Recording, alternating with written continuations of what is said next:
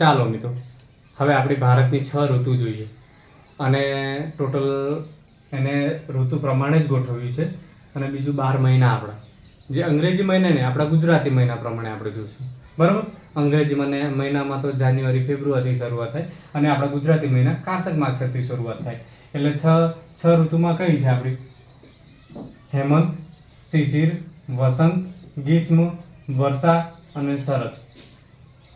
હવે આની શોર્ટકટ એક ટ્રીક છે કે હે શિવ, ગ્રીષ્મ, વર્ષા.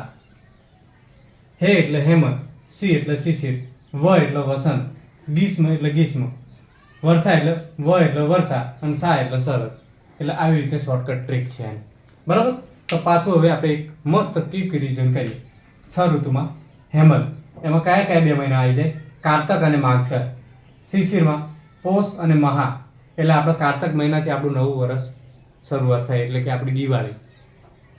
બરાબર, શિશિર પોષ અને મહા. વસંતમાં ફાગણ અને ચૈત્ર. ગ્રીષ્મ વૈશાખ અને જેઠ. વર્ષા અષાઢ અને શ્રાવણ, એટલે કે શ્રાવણ મહિનો ચાલે છે અત્યારે. શરદમાં શું આવશે? ભાદરવો અને આસો. એમ કરીને 12 મહિના ટોટલ. બરોબર, એટલે આપણે કારતક મહિનાથી આપણી હિન્દુ મહિનાની શરૂઆત થાય છે.